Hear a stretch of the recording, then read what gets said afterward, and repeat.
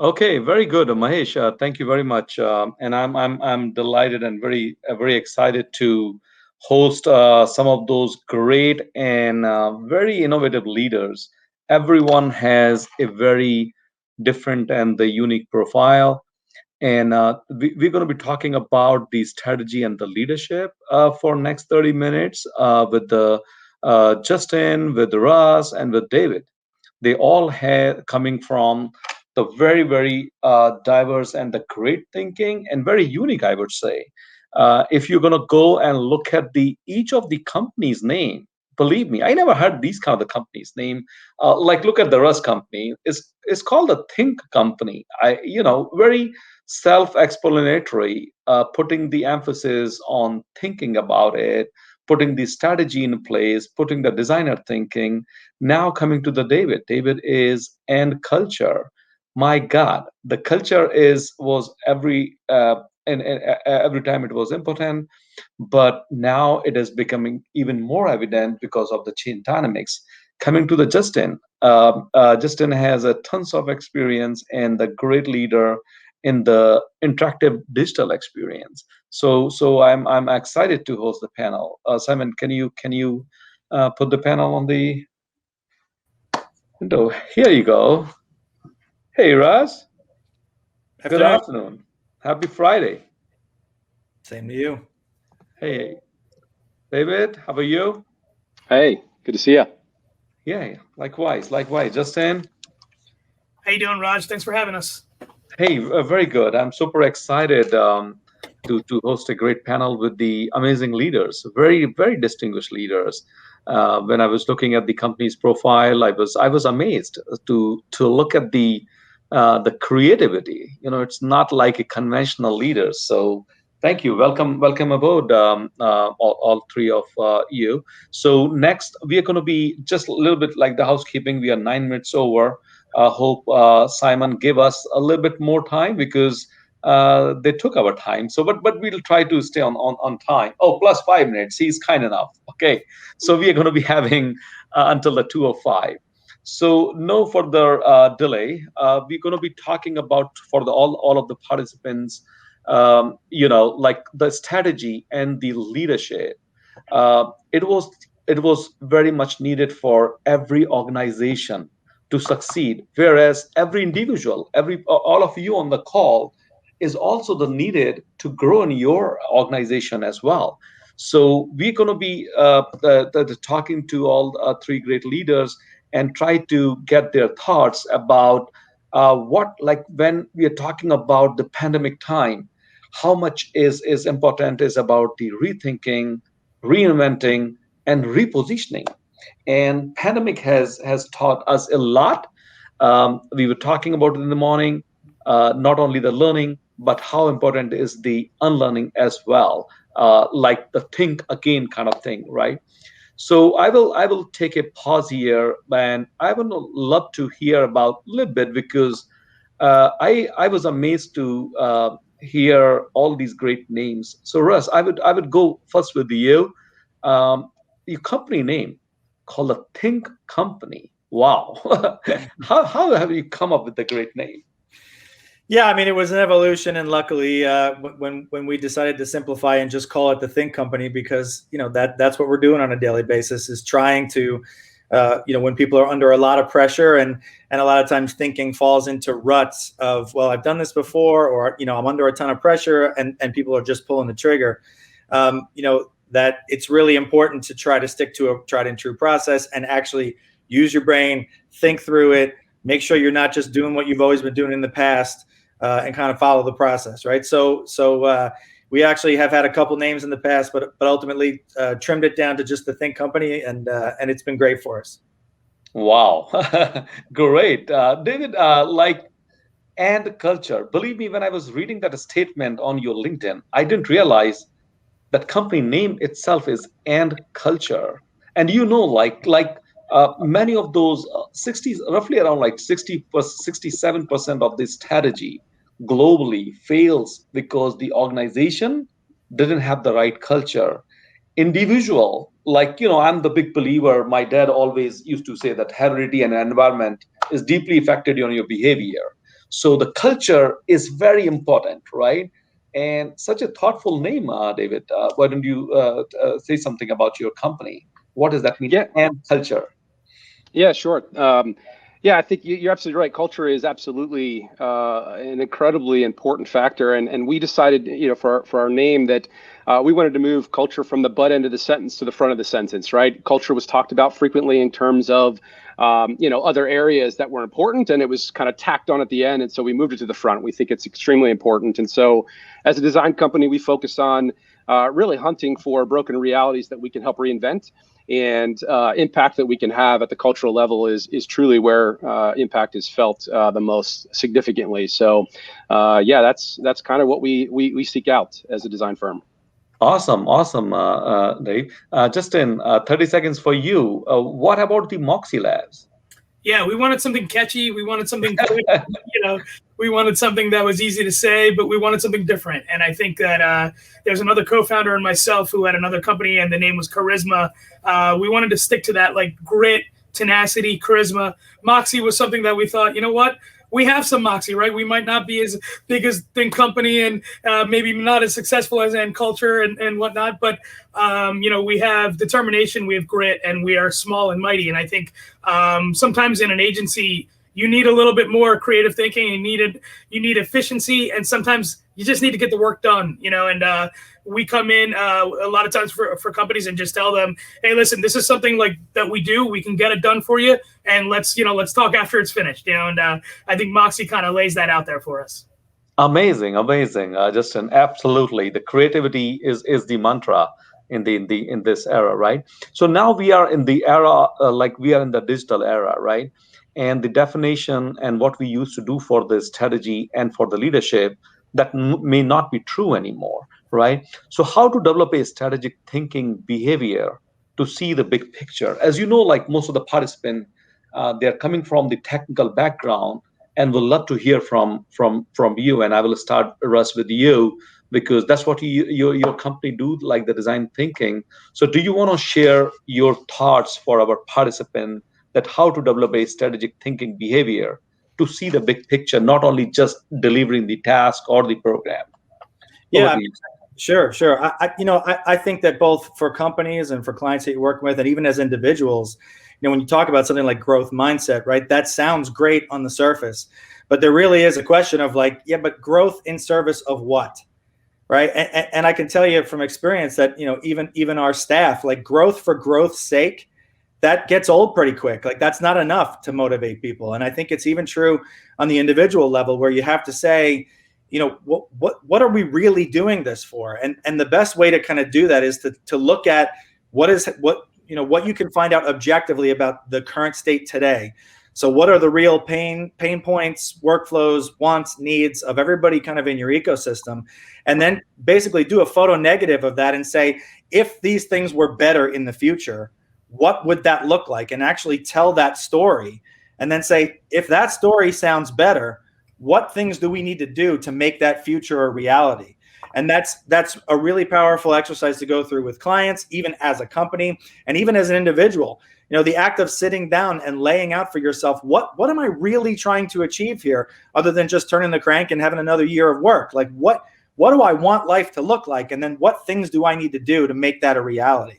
It's a powerful exercise.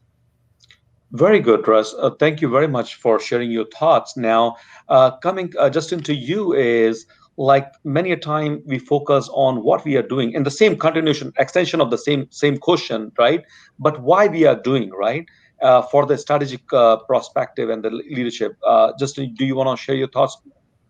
Yeah, I think we've always liked to say that we're delivering work for the customer's customer, right? So if I'm a developer, if I'm sitting on that side, what I really need to do is take myself out of my development shoes and put myself into the designer shoes, right? Actually figure out exactly what Russ said. Why are we doing this? Who is it for? And what is the point of it, right? So I know a lot of times as developers, we sit there and we think that, cool, we can figure this out. We know the process. We'll nail this. However, the design and the UX of the entire thing is very, very important. It's the most important thing you're doing, actually. So the smartest developers, they take themselves out of their comfort zone for a second, put themselves in the designer place, and then actually start asking those questions, those really tough questions of why they're doing it in the first place. And I think once you start figuring out those whys, you're going to develop a better product at the end. Amazing, amazing. Thank you, Justin. And now, like this, we were talking about on a higher level, putting on the strategy and the leadership. When we were kicking off, we were talking about the culture, right? The how important is the culture for to growth or to be a great leader or to put the strategy with the right mind frame, right? So, Dave, I want to start with you because your company again like and culture, right? So what are your thoughts like how to create the strategy and the leadership as everyday culture, right? What we think is many a time, oh, the leadership is a position, right? But that is a behavior in my opinion, right? That's not a just a position that you are living with it. So what do you think, like, because that doesn't come, oh, I become a leader today. No, that's a overall journey, right? That's a culture you live with for a longer time. So what do you suggest, like, to have that kind of the culture, strategy and the leadership culture inbuilt in you in every day?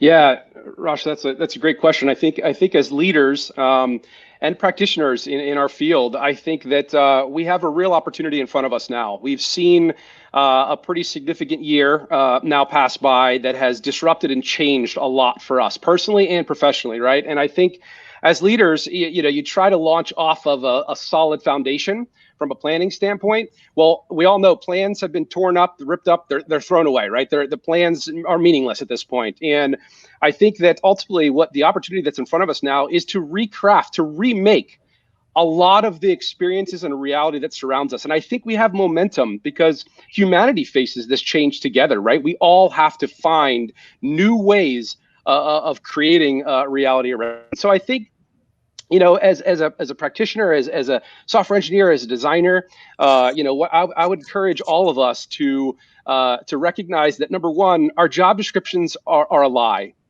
They're just not true, right? They try to frame up the day-to-day of what we need to be responsible for, what our skills are.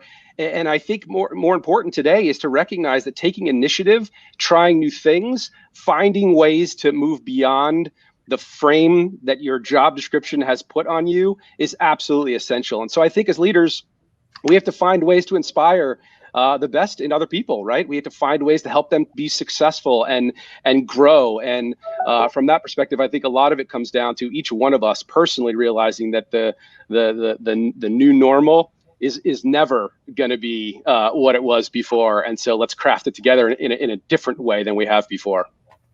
Absolutely, absolutely. Russ, any thoughts from your side? I mean, that's great stuff. I don't want to repeat what Dave would say because that's all really good stuff. The only thing that was going on in my head, to just echo one thing he said, is yeah, I think one of the mantras that we have internally and that we talk about with clients is that there's no I in design, meaning that if you're starting a lot of sentences with like, well, I think it should work this way. If it were me, I'd like to see. That's a big red flag, right? Because there's no I in great design. There's also no I in great leadership. People are more interested in we than they are in I, right? And I think going forward, especially to Dave's point, everybody who wants to should have an opportunity to be part of that leadership effort. And frankly, if you're working somewhere where they don't want to hear that, you might want to start looking elsewhere. Because I think the strong companies that are really going to do well going forward, they might have functional hierarchies, but they don't have these antiquated social hierarchies that put leadership in this us-them kind of continuum. I think those days are over, and they should be. Amazing. What I was thinking when all of you were talking, and previously Mahesh and Shal and other speakers, I think we should put one book together, write one book together. That's going to be a bestseller, I'm telling you. Seriously. So amazing. So now, Justin, I'm going to come to you because like as Dave, thank you for mentioning, that was my next question, is now the new normal is never normal. All right, you're going to be seeing the rapid changes. What we are talking about today may be true in this second, right? Very this moment. Next moment is going to be coming with the new opportunity or the challenges, right? So Justin, as you are the champion into the interactive digital experience, marketing and advertisement, all about the creativity. And I can see in your room in the back all of the creativity there, right? So question for you is how to be a virtual leader, right? We talked about before the pandemic, how going to be the leader. Now we all are sitting remote, right? Finding the challenges. So how to become a virtual leader, resilient in the stressful working environment, and how to stay positive. Because whomever you talk, earlier we used to walk on the aisle and talk to our colleagues, that not anymore, right? We are in the confined in the one room, talking back to back meetings, a lot of stress which you have to handle by yourself. So your thoughts on to be a virtual leader and be resilient into this virtual environment. Yeah, you know what's funny? This is a kind of a passionate topic in some ways for me, only because I feel like probably a lot of the audience here, they have been remote most of the time, right? For a lot of these kind of people, you guys have set the bar for how we're supposed to work now. And I think as leaders, like we just have to remember sometimes we need to get out of our own way. Culture cannot be forced. We cannot force the culture for the company. The company creates the culture, right? So now you throw in the wrench that now we're all virtual. And I think, what you're going to start seeing is, something that I want to coin one day, but it's called trust-based culture. Like we have to trust our employees that they're going to do their jobs. We have to trust them that they're going to reach out to us if they need something, and of course, as leaders, like you're absolutely right. You can walk down the hall and walk down, knock on a cube and say how you're doing. But as leaders, it is up to us to go in and check in with the team in the morning, making sure everyone has everything, moving the mountains that are there for the day for people to get things done and feel successful because they're not around people that are going to constantly say, hey, you did a great job today. So if you are running teams, in the audience, just remember, like, everybody has something different, going on in their life, and every culture is different. You can't just go steal and match another culture. You have to create your own. A lot of times it creates itself. It's about the people. So as long as you're taking care of your people and that trust-based culture that I'm talking about, you'll see the success that comes out of it. It's natural. It's a natural creativity that happens. Absolutely. Thank you very much, Justin. And I'm just wondering how the time flying, like I'm just keep looking at the watch and like 154. So I'm just want to move on onto the next question. And Simon, I have until the 2:05 or 2:10. Just you can type it. Okay. 2:05. 2:05. Okay, running short of time. Okay, so we want to give 5-7 minutes last to our participant to ask the question. Russ, I want to come to you here for what do you suggest or recommend our participants how to grow in your organization, be a leader, be a virtual leader now, right? When we are into the digital era. Any of your thoughts? You want to give it to the participant?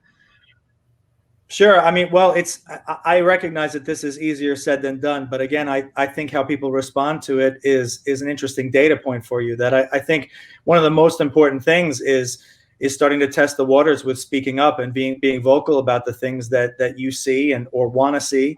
And the data that you're collecting kind of on the front lines, right? And to echo the panel that came before us when they talk about how philanthropy fails when the funders from the top think that they're gonna tell you what the solution is, and then that's that, right? That's when philanthropy fails. Leadership fails when they're also not listening to the people on the front lines who are seeing things day to day, and they believe that they can just wave a magic wand and they know what's right. Right, that's a problem.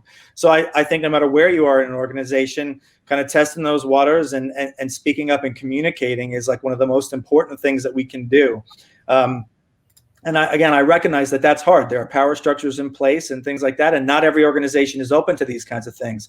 But I think speaking up and being communicative will show you what the appetite is for that wherever you are, and it'll give you some data points. And I also think it is the strongest way to truly move into a leadership mindset and have an impact, because it doesn't happen by just heads down and taking the punches. Thank you, Russ. Simon, do you have the question, or I can have? Okay, so I will take a pause here. Okay, what is a different fit for new hire for your organization, a culture fit or a skill set fit? Any one of you? Yeah, sure. I'll take that one. I think there's I think the cultural fit, as Justin mentioned earlier, culture is something that you can't force. You can't, create. It has to be organic. And so I think cultural fit, to me, is a bit of a misnomer. I think you're looking for folks that are going to stretch your culture. They're going to have a different perspective. They're going to bring, at Ant Culture, we call it a clash of perspective, right? We want folks with very different views and mindsets to come together. And that's where you really get the spark of creativity and change. And that's how impact is felt. So I'd say skills can be learned. I think cultural fit I would choose, although I would say more cultural augmentation or enrichment than just a fit, right? Yeah, Dave, I've seen people, they're using that term now, culture add, which I like a lot. I like a lot better than culture fit. Yeah, I see that a lot too, Russ. Culture plus, right? So it's the same type of thing, right? It's you could have the best people in the world, but if nobody wants to work with them, then they're not going to work for the organization. Right. Yeah, here you go. Hey, Pradeep, thanks for the great question. As a leader, do you believe it's important to constantly cultivate someone to rise to take your place? Second line, cultivate the second line leadership, right? Some of those corporates have, but maybe your thoughts. Go ahead. Russ, you wanna take this? Well, Justin, you haven't taken one. You want to take this one? Yeah, absolutely. Yeah. I think I would say, I know it sounds ridiculous, but I would say 100%, right? Like at the end of the day, we want to continue building the next level of leadership. We're always talking about that at Moxie. We're saying, hey, who's going to rise up and run this team? Who's going to be the next person that takes over my job, right? That allows me to go do futuristic, planning for the company and taking us to the next level. Who's going to take my current job, right? And we do want our members every single day, and we try to train them in meetings. We're pulling people up from lower ranks and saying, hey, listen, you seem to have the qualities that we need for this next position. Are you interested in taking this next level? And I think for everybody, they have a little bit different of a path that they go through, but with the right training, yeah, absolutely, 100%, always looking for the next person to rise up. Very good. And just in a 10 seconds, because we were talking about the talent and everything, and I read on your LinkedIn that you are hiring. So maybe not now. A lot of our participants, they will love to be a part of the great organization with all of you guys. So I appreciate a very 2 seconds what you are hiring. We're hiring for every position. If we're talking to this audience with that developer, we're looking at full stack, front end, back end, React, and I would say iOS and Android as well. So for mobile development as well. So we're always looking for great talent. Awesome. So the participant on the call, you know whom to reach out then. Okay, this is not a hiring event, but if there are the great opportunity, why not? We all look for the great talent. Now, Bhaskar, very, very interesting question. Do we really need everyone to be a leader in the organization, or should choose only few of them? Any one of you? Russ, is this your area? Sure, I can take it. I know, I can see, yeah.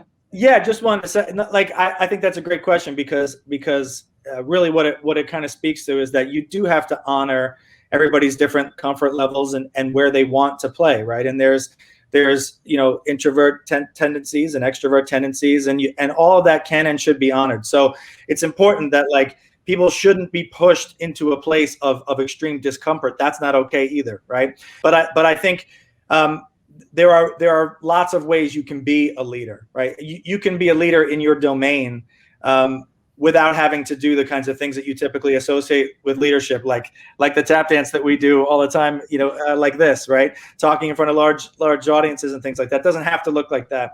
Leadership can be, real expertise in your area and sharing that knowledge with other people and what have you. And also, like I said before, I think it's very important that, even everybody being a leader does not mean that every single thing has to go through committee and be approved by 100 people. Like that, all you'll do there is grind yourself to a halt. You have to have a functional hierarchy where people, say, hey, look, I know not everybody's going to understand this, but I've heard everybody, and this is the decision I'm making. Like that needs to be in place, and everybody needs to respect that, or you can't move forward. But even being able to operate in an environment such as that and understand the hierarchy and work within it, and work to change it from within, that's leadership as well, right? There's a big difference between trying to be a part of that improvement and not just providing complaints, but providing solutions along with those complaints. All of those things are leadership qualities. And that's a big difference from just kind of like, a silent ship is a sinking ship. And if people aren't complaining and aren't speaking up, they're about to leave. I love that, Russ, because be a part of the solution, not just a part of the problem, right? So absolutely, I loved it. And many a time when we talked about the leader, right? People think about, we're talking about the C-suite, right? We talked about CEOs, CIOs, and you articulated very nicely that leadership is not about like up in the hierarchy, but you could be a leader in your domain, right? Even if you are a full stack architect, keep doing great in there. Keep sharing your thoughts with your team members, right? Going above and beyond what you are contributing or what you are paid off. That's all about the leadership, right? And leadership can be at every position. That right, nicely you have articulated. Dave, any thoughts on this? We just have the 2 minutes left, and please go ahead, sir. Yeah. No, look, I think leadership is a verb, not a noun, right? So to echo Russ, I think the idea that there's only one way to achieve success in your career path. We've made the mistake in the past of having amazing, incredible individuals that thought they had to become a leader in their career path to make more money or to advance themselves. And I think the reality there is that leadership is found in an organization in lots of different ways, and it's not always tied to your title, or usually not tied to your title, to be quite frank. So I think leadership is absolutely something that you can try to get if you desire, but I'd really stay focused on the track that most excites you and you're passionate about. And from that perspective, I'll leave with this thought on it. I think that fear is our friend, right? So I think everyone in an organization needs to be doing something that makes them afraid, afraid of the next level of whatever they're doing, right? I think that if you're not afraid at any level of taking a risk, then you're simply not taking enough risk. And I think for each one of us, leaders and leadership is something that everyone can aspire to as it relates to taking more risk and taking more on. Thank you. So great. I think we just have the 1 minute left. This was a very great. Any final, Simon? Do you have any final question? I know we have just like 30 seconds left, but yeah, Simon says like there are he don't want to allow us to. Of course, we are on the top of the hour, but this was like one of the very interesting panel. So really, thank you very much, Russ, Dave, and Justin. Very diverse, very creative, a lot of great thoughts. Leadership is not all about I. Russ, thank you for sharing that. It's about we, definitely. And leaders in your domain, not just the leadership in the hierarchy we're talking about. Be a part of the solution, not just a problem. Love that. Dave, you was talking about how we need to talk about the recraft and the importance of the culture overall. People many a time think, oh, let it go. But you have articulated very nicely, Justin, about the creativity and that the why concept. That definitely is amazing value add and great thought. So we are okay. So great. Thank you very much. And I just want to jump in before everybody leaves. Is that this is perfect? Mahesh. This has to be the perfect panel. You guys were on time, just answering the right question. You can tell these guys are the leaders. No time wasted. We actually covered 5 minutes in this panel. We made it. Thank you again, Russ, Dave, Thank you so much.